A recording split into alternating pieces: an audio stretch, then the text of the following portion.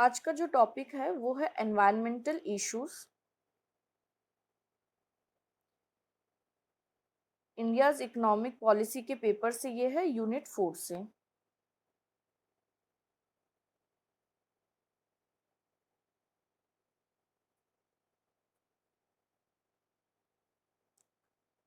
सबसे पहले हम स्टार्ट करेंगे करंट एनवायरमेंटल इश्यूज से।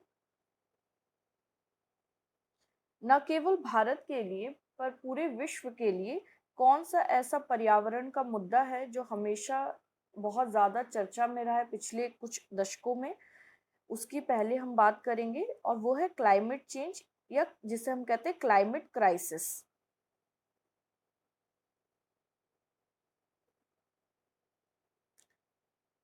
यूएनईपी या यूनाइटेड नेशंस एनवायरनमेंट प्रोग्राम की रिपोर्ट के अकॉर्डिंग अगर हमें टेम्परेचर को 1.5 डिग्री सेल्सियस तक लिमिट करना है, जो इंक्रीज हो रहा है लगातार तापमान में जो वृद्धि देखने को मिल रही है जिसे हम ग्लोबल वार्मिंग भी कहते हैं।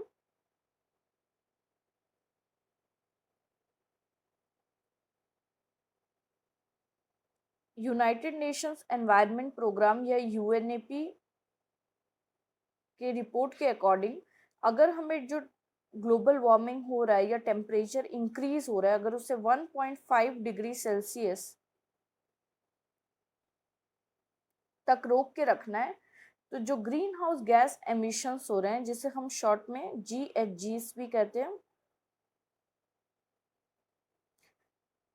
ग्रीन हाउस गैसेस का एमिशन जो है सबसे प्रमुख कारण है ग्लोबल वार्मिंग का या तापमान में जो लगातार हम वृद्धि देख रहे हैं उसका प्रमुख कारण है ग्रीन हाउस गैस एमिशंस। और उसमें भी सबसे इम्पॉर्टेंट गैस जो है वो है CO2।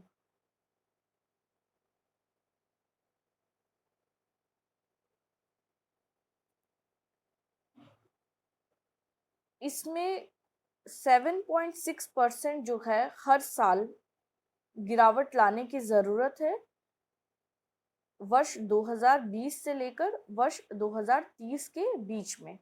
2020 एंड 30 में अगर 7.6% each year green house gas emission को रिड्यूस किया जाएगा तो हम टेम्परेचर का जो इंक्रीज है उसको 1.5 डिग्री सेल्सियस तक लिमिट करके रख सकते हैं, जो कि पेरिस एग्रीमेंट का टारगेट है। Paris climate change agreement.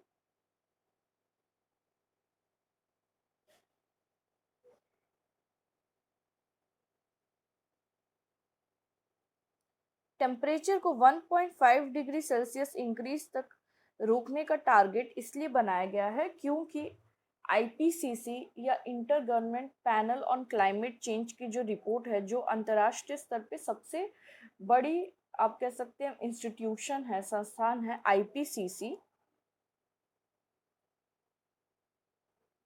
Inter governmental panel on climate change, उसके अनुसार अगर टेम्परेचर इंक्रीज जो है वो 2 डिग्री सेल्सियस तक पहुंच जाएगा और 2 डिग्री सेल्सियस से ज़्यादा होगा तो बहुत सारे जो कोस्टल एरियाज हैं या समुद्र तट इलाके हैं, आइलैंड्स हैं, उनके डूबने की संभावना बढ़ जाएगी। और 2 डिग्री सेल्सियस के बाद हम वापस जिस एनवायरनमेंट पे आज हैं उस पे हम वापस नहीं आ सकते और क्लाइमेट चेंज का जो इफेक्ट है वो इरिवर्सिबल हो जाएगा। मतलब हम वापस लौट के पहले जो क्लाइमेट था उस पे कभी लौट के नहीं आ पाएंगे। दो जो पूरा प्रोसेस है या जो क्लाइमेट चेंज का इम्पैक्ट है, अगर 2 डिग्री सेल्सियस टेम्परेचर राइज होगा और क्रॉस करेगा तो जो चेंज होगा that will become irreversible.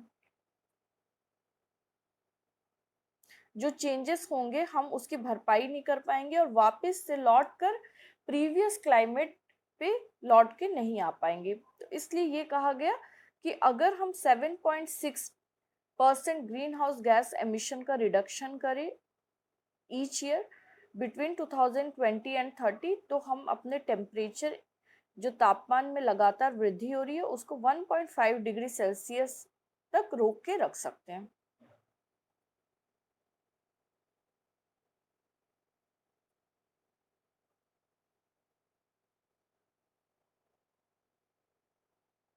Climate change और ग्लोबल वार्मिंग। क्लाइमेट चेंज जो है वो एक ब्रॉडर कॉन्सेप्ट है और उसका सबसे इम्पोर्टेंट इफेक्ट जो है या कंपोनेंट जो है वो है global warming.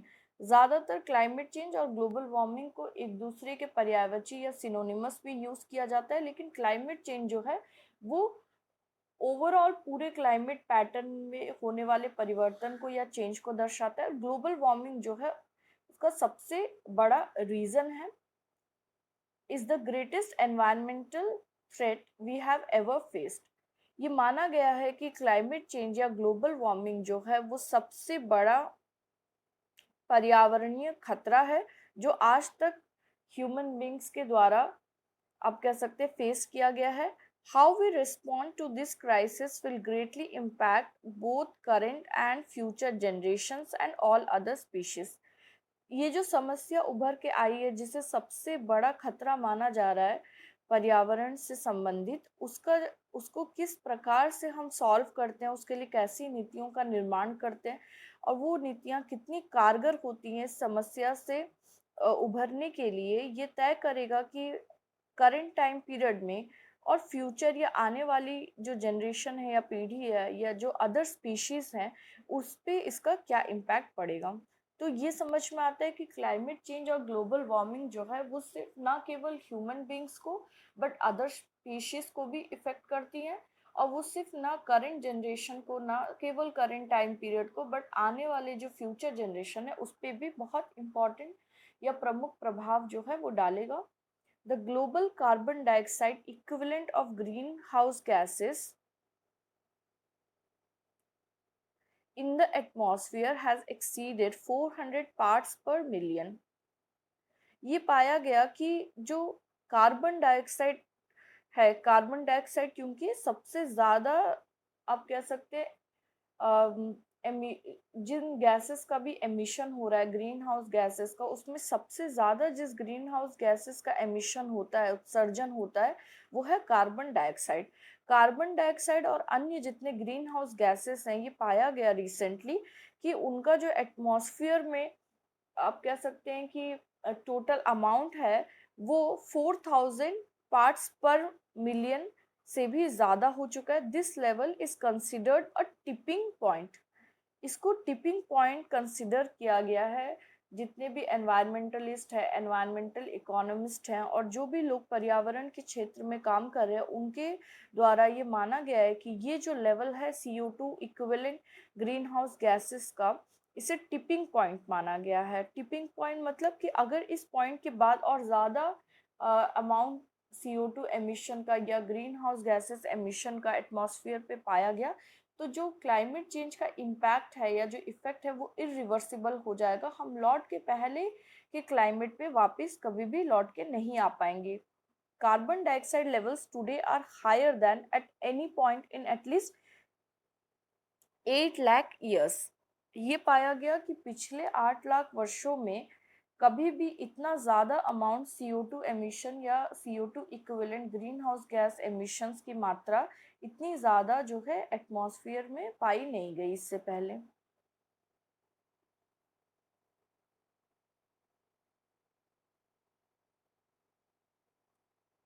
A new UNEP report warns that unless global greenhouse gas emissions fall by 7.6% each year between 2020 and 2030, the world will miss the opportunity to get on track towards the 1.5 degree Celsius temperature goal of the Paris Agreement।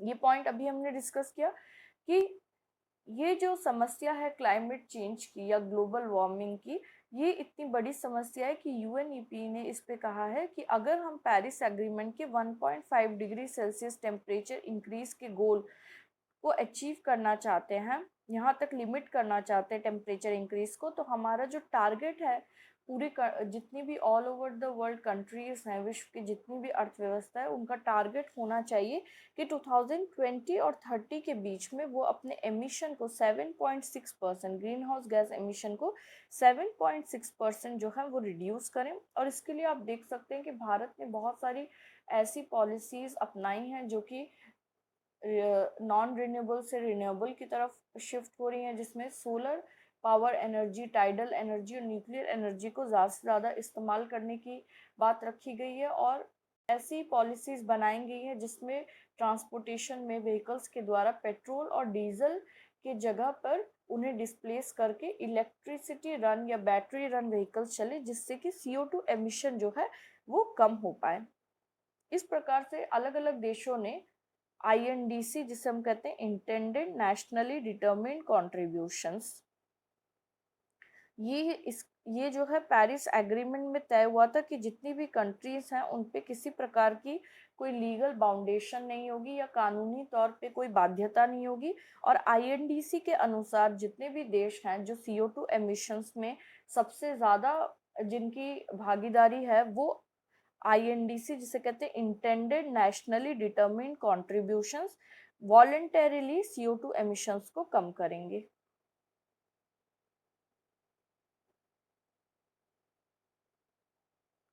अब हम समझते हैं what causes global warming. Global warming का प्रमुख कारण क्या है? जब भी आप देखेंगे जो सनलाइट है वो अर्थ के एटमॉस्फेयर से पास करते हैं, तो जो हीट है वो वापस रेडिएट होके एटमॉस्फेयर में जाता है। यहाँ पे एटमॉस्फेयर में क्योंकि ग्रीन हाउस गैसेस होते हैं, जिनका एग्जांपल है CO2, methane, nitrous oxide, water vapour, ये सारे ग्रीन हाउस गैसेस का काम करते हैं। ये फिर से जो सन रेज वापस एटमॉस्फेयर में जाते हैं उनको ट्रैप कर लेते हैं, और उसकी वजह से री रेडिएशन होता है, या ये हीट वापस लौट के अर्थ पे आती है, जो आप इस एरो से देख सकते हैं, 3 एरो से। क्योंकि और ये काम करते थे ग्रीन हाउस इफेक्ट का, जो कि ज़रूरी है कि टेम्परेचर अर्थ पे एक लिमिट तक बना रहे, जिससे कि जितने ह्यूमन बींग्स और अदर स्पीशीज है वो एग्जिस्ट कर पाए। तो जितना ज़रूरी था पहले उतना होता था, लेकिन जैसे जैसे औद्योगिकरण हुआ, इंडस्ट्रियलाइजेशन हुआ, फॉसिल फ्यूल्स जो कि कोल, पेट्रोल, ऑयल है, उनका ज़्यादा से ज़्यादा इस्तेमाल होने लगा ईंधन के रूप में। इससे ग्रीन हाउस गैसेस की जो मात्रा है पर्यावरण में, एटमॉस्फेयर में, वो बढ़ गई, और उसके वजह से जो सनरेज आता था और रेडिएट करता था या वापस रिफ्लेक्ट होता था, उसको ग्रीन हाउस गैसेस ने फिर से उस सनरेज को ट्रैप कर लिया, और उसकी वजह से ओवर हीटिंग की प्रॉब्लम होने लगी। तो निरंतर ग्रीन हाउस गैसेस जो हैं वो बढ़ने लगे औद्योगिकरण के बाद, और उसके बाद इन ग्रीन हाउस गैसेस ने जो सनरेज वापस टकरा के जाते थे एटमॉस्फेयर में, उनको ट्रैप किया, और उससे वापस जो है हीट अर्थ पे री रेडिएशन किया, या आप कह सकते हो जो हीट वापस एटमॉस्फेयर में जानी थी वो एटमॉस्फेयर में ग्रीन हाउस गैसेस के द्वारा ट्रैप हो गई और वापस लौट के अर्थ पे आई। तो उसकी वजह से जितना टेम्परेचर ज़रूरी था उससे ज़्यादा टेम्परेचर इंक्रीज होने लगा, जिसे ओवर हीटिंग भी कहा जाता है। और यही पूरा कॉन्सेप्ट है ग्लोबल वार्मिंग का, जिसका सबसे प्रमुख कारण जो है वो ग्रीन हाउस गैसेस को माना जाता है।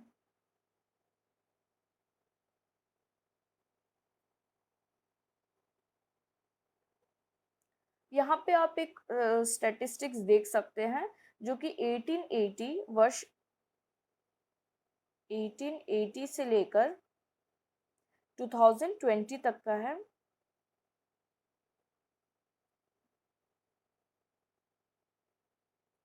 इस ग्राफ में आपको ये दिखाया गया है कि क्या डिफरेंस है 20th सेंचुरी में जो CO2 एमिशन हो रहा है उसका कॉन्सेंट्रेशन या ppm जो है वो एटमॉस्फेयर में कितना है, और किस तरीके से CO2 एमिशन या CO2 कॉन्सेंट्रेशन या CO2 की मात्रा एटमॉस्फेयर में लगातार या निरंतर 1960 के बाद से बहुत ज़्यादा बढ़ी, और 2020 में ये लेवल जो है ये 400 के भी ऊपर आप कह सकते हैं कि क्रॉस कर चुका है। 1880 में आप देख सकते हैं कि लेवल बहुत ही नीचे है, और ये जितने ब्लू लाइंस आप देख रहे हैं ये शो करता है कि ये लेवल जो है हार्मफुल नहीं था। लेकिन 1960 के बाद, इंडस्ट्रियलाइजेशन के बाद, आप देख सकते हैं कि निरंतर एक वृद्धि हुई है CO2 एमिशंस जो एटमॉस्फेयर में उसकी मात्रा में, और 2020 में ये 400 ppm को भी क्रॉस कर गया है। तो ये दर्शाता है कि कैसे CO2 एमिशन की मात्रा कि इतनी ज़्यादा बढ़ने की वजह से 1960 के बाद, इंडस्ट्रियलाइजेशन के बाद, क्लाइमेट चेंज के जो प्रॉब्लम है या जो ग्लोबल वार्मिंग का प्रॉब्लम है वो ज़्यादा बढ़ गया है और इसीलिए CO2 एमिशन को रिड्यूस करने की पॉलिसीज़ बनाई जा रही हैं। इसमें एक इम्पॉर्टेंट पॉइंट ये भी है कि जो CO2 एमिशन की बढ़ी हुई मात्रा आप 1960 के बाद देखते हैं, उसके लिए सबसे ज़्यादा जो रिस्पॉन्सिबल हैं वो विकसित देश हैं या डेवलप्ड कंट्रीज़ है, पूंजीवादी अर्थव्यवस्था है, जहाँ पे औद्योगिकरण का दौर शुरू हुआ था, जहाँ इंडस्ट्रियलाइजेशन स्टार्ट हुआ था, लाइक अमेरिका, ब्रिटेन। बट अब जब आप CO2 एमिशन देखते हैं तो ये ज़्यादातर डेवलपिंग कंट्रीज़ के द्वारा है और सबसे ज़्यादा भागीदारी जो इसकी इसमें है वो चाइना की और इंडिया की, ऐसे देशों की, क्योंकि हम अब विकसित हो रहे हैं, इसलिए हमारे यहाँ जो इकोनॉमिक ग्रोथ या GDP इंक्रीज हो रही है, उसके साथ साथ CO2 एमिशन का लेवल भी डेवलप्ड कंट्रीज़ की अपेक्षा डेवलपिंग कंट्रीज़ में ज़्यादा पाया जाता है।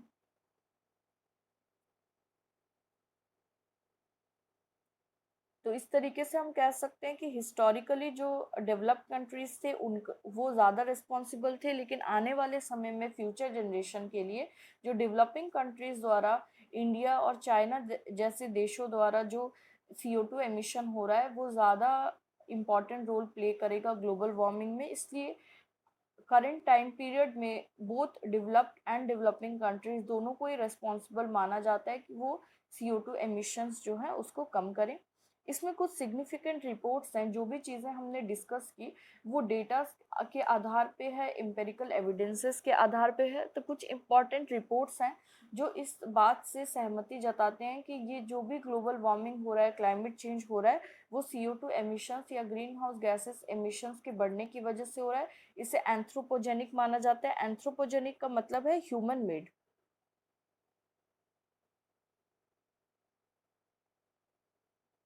कि ह्यूमन एक्टिविटीज की वजह से, इंडस्ट्रियलाइजेशन की वजह से, आर्थिक वृद्धि की वजह से, GDP के इंक्रीज होने की वजह से, लगातार आर्थिक गतिविधियों के बढ़ने की वजह से जो ग्रीन हाउसेस गैसेस एमिशंस हैं उनमें लगातार वृद्धि हुई है उनकी मात्रा में, क्योंकि फॉसिल फ्यूल्स जो हैं या कोल, पेट्रोल, ऑयल जो है वो सबसे प्रमुख ईंधन है और उसकी वजह से CO2 एमिशंस जो हैं, जो कि एक बहुत ही प्रमुख ग्रीन हाउस गैसेस है, उसकी मात्रा में निरंतर वृद्धि हुई है। और इसके लिए बहुत सारे सिग्निफिकेंट रिपोर्ट्स हैं जो इस बात से सहमति जताते हैं। पहला है क्लाइमेट रिपोर्ट्स, जो यूनाइटेड नेशंस के द्वारा पब्लिश किया जाता है। देन है reports from the inter governmental panel on climate change, IPCC, जो विश्व की या अंतर्राष्ट्रीय स्तर पे सबसे बड़ी संस्था मानी जाती है एनवायरनमेंट की या क्लाइमेट चेंज की। Global climate change vital science of the planet, जो नासा के द्वारा पब्लिश किया जाता है। Current key indicators by NASA, annual state of the climate report by NOAA, climate change assessment report by US global change research programme. कि कुछ significant reports है जो इस बात को आगे लेकर आती हैं कि ग्रीन हाउस गैसेस एमिशन की वजह से ग्लोबल वार्मिंग हो रहा है, और ग्लोबल वार्मिंग जो है या निरंतर जो तापमान में वृद्धि देखने को मिल रही है, उसकी वजह से क्लाइमेट चेंज हो रहा है, और सबसे प्रमुख कारण जो है क्लाइमेट चेंज का वो है ग्लोबल वार्मिंग।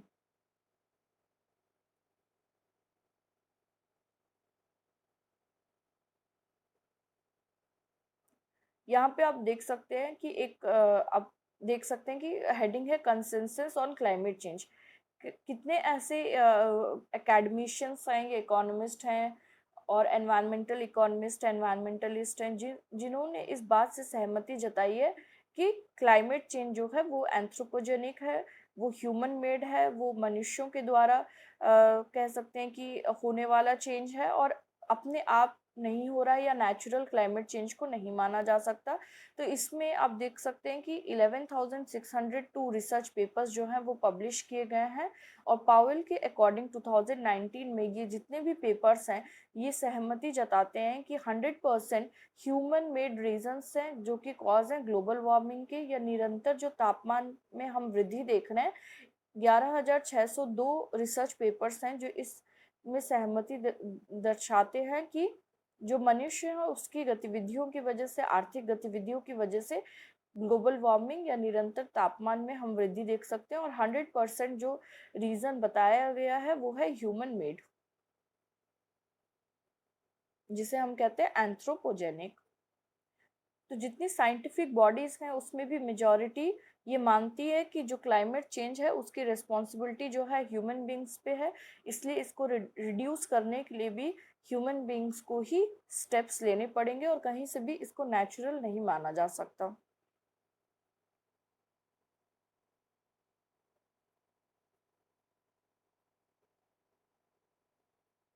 यहाँ पे आप देख सकते हैं एक ऑनलाइन सर्वे करवाया गया था 2016 में आईपीएसओ के द्वारा, और इसमें जो अलग अलग कंट्रीज हैं आप देख सकते हैं उनके नाम लेफ्ट साइड में लिखे हैं, जिसमें जापान है, यूएस है, रशिया है, Australia, Poland, Sweden, Canada, France, Belgium, Turkey, Germany, southern Korea, Italy, Brazil, south Africa, Spain, Mexico, Peru और इंडिया जैसे देशों से डेटा कलेक्शन किया गया ऑनलाइन। और क्वेश्चन था कि the climate change we are currently seeing is largely the result of human activity. जो क्लाइमेट चेंज आज हम देखते हैं उसका जो प्रमुख कारण है वो मानव गतिविधियों या आर्थिक गतिविधियों की वजह से है।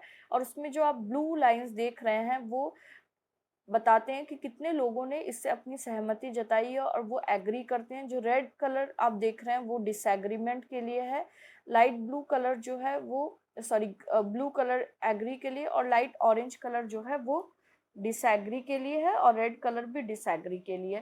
तो आप देख सकते हैं जो ब्लू कलर है उसमें मोर देन 70 and 80% जो लोग हैं,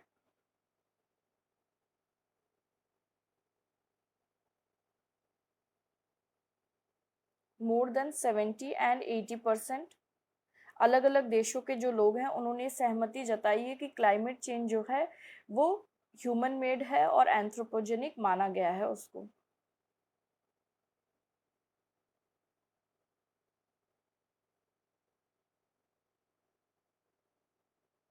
क्लाइमेट चेंज की वजह से हम ये कह सकते हैं कि जो वेदर पैटर्न है कि किस समय बरसात होगी, कब मानसून्स आएंगे, और जो बरसात जो है किस किस महीने में होगी, ये सारे जो वेदर पैटर्न्स है जो कि फार्मिंग को या प्राइमरी सेक्टर जो है एग्रीकल्चर को या कृषि के क्षेत्र को बहुत ज़्यादा प्रभावित करती है। और ऐसे देशों में जहाँ पे कृषि जो है बहुत ज़्यादा इरिगेशन पे निर्भर नहीं करती, वहाँ पे तो इसकी प्रमुखता और भी ज़्यादा बढ़ जाती है। तो क्लाइमेट चेंज जो है वो बहुत ज़्यादा वेदर पैटर्न में एक्सट्रीम चेंज लेकर आ रहा है, और इस तथ्य को साबित करने के लिए बहुत सारे रिपोर्ट्स दिए गए हैं, जिसमें कुछ सिग्निफिकेंट रिपोर्ट्स हैं जो नासा द्वारा दिए गए हैं। Global Temperature Anomalies from 1880 to 2018 that is published by NASA, Effects of Climate Change that is published by NASA, The Science Connecting Extreme Weather to Climate Change, Union of Concerned Scientists, Attributing Extreme Weather to Climate Change given by Carbon Brief। ये कुछ important और significant reports हैं जो ये दर्शाते हैं कि climate change की वजह से बहुत ज़्यादा एक्सट्रीम वेदर चेंज पैटर्न देखा गया है।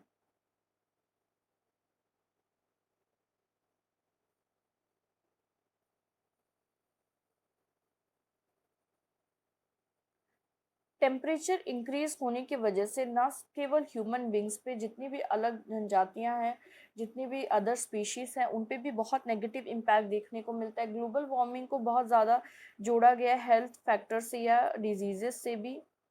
इस पे भी बहुत ज़्यादा रिसर्च हुआ है कि निरंतर तापमान की वृद्धि की वजह से अलग अलग तरीके की बीमारियां जो हैं वो सामने आएंगी, और भविष्य में ये प्रॉब्लम जो है और भी ज़्यादा खराब हो सकती है। इससे रिलेटेड भी बहुत सारी इंपॉर्टेंट पब्लिकेशंस या रिपोर्ट्स आए हैं।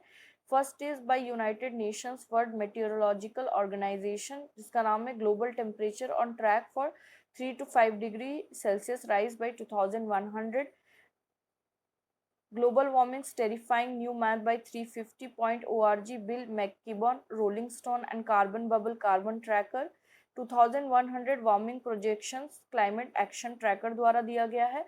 ये सारी चीज़ें ये सामने लेकर आती हैं इस तथ्य को कि जब टेम्परेचर बहुत ज़्यादा इंक्रीज होगा तो उससे पड़ने वाला जो दुष्प्रभाव है वो कितना ज़्यादा होगा।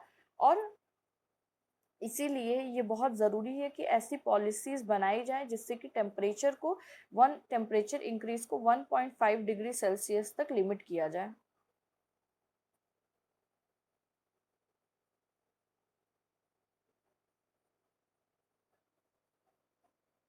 Risk of irreversible green house gas emissions from environment. जो ग्रीन हाउस गैसेस एमिशन अभी हमने डिस्कस किया था, अगर वो निरंतर बढ़ रही है और टेम्परेचर इंक्रीज जो है वो 2 डिग्री सेल्सियस तक पहुंच जाता है या उसको क्रॉस करता है, तो जो चेंज होगा वो इरिवर्सिबल होगा। इसका मतलब जो इफेक्ट पड़ेगा, वापस हम लौट के पुराने लेवल ऑफ एनवायरनमेंट पे या क्लाइमेट पे लौट के कभी भी वापस नहीं आ पाएंगे। इसके लिए NSIDC के द्वारा एक रिपोर्ट आई, methane and frozen ground. Yale climate connections ने ये बताया, warmer soil releasing more carbon dioxide. NASA के द्वारा पब्लिश हुआ था, Amazon droughts limit region's ability to absorb carbon. कुछ सिग्निफिकेंट फाइंडिंग्स है अलग अलग इंस्टीट्यूशंस के द्वारा, जो ये साबित करती है कि अगर ग्रीन हाउस गैसेस एमिशंस जो है वो टेम्परेचर राइज को 2 डिग्री सेल्सियस से ज़्यादा इंक्रीज कर देंगे, तो जो चेंज होगा वो इरिवर्सिबल होगा।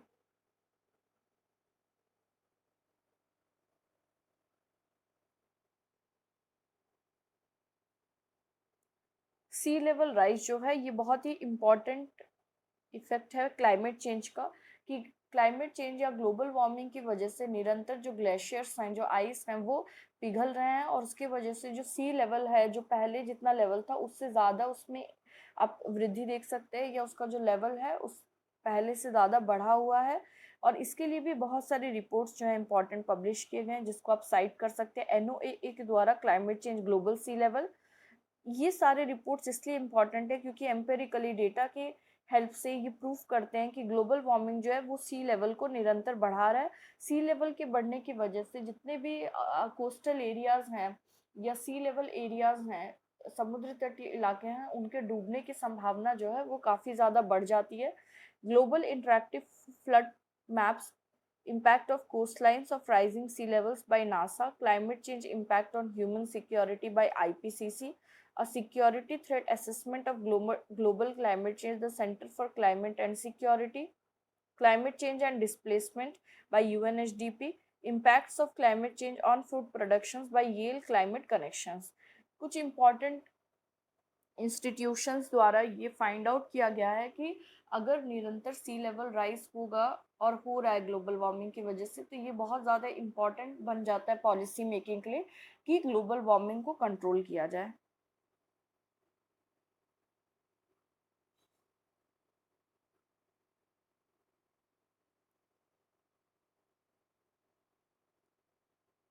अभी तक हमने जो भी समझा उससे हम ये कंक्लूजन निकाल सकते हैं कि जो करंट एनवायरमेंटल इश्यूज की हम बात करते हैं,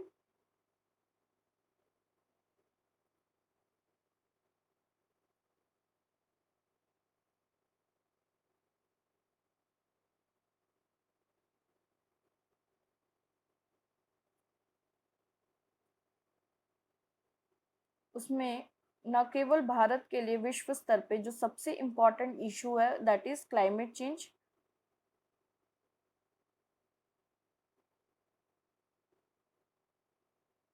क्लाइमेट चेंज का जो सबसे प्रमुख कारण है दैट इज ग्लोबल वार्मिंग।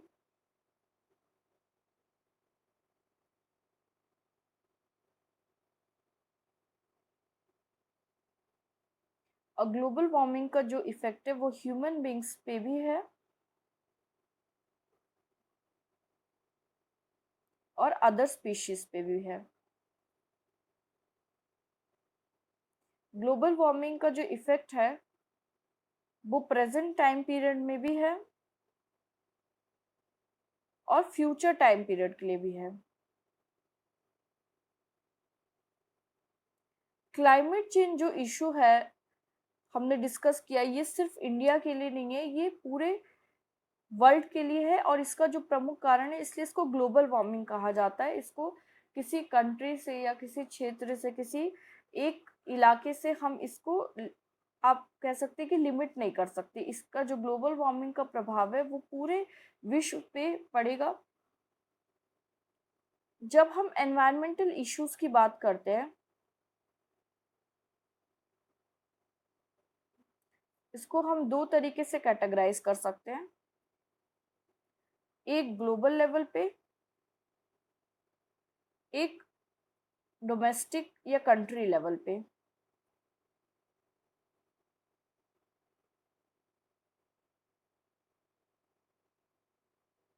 जब हम क्लाइमेट चेंज की बात करते हैं तो ये ग्लोबल इशू है।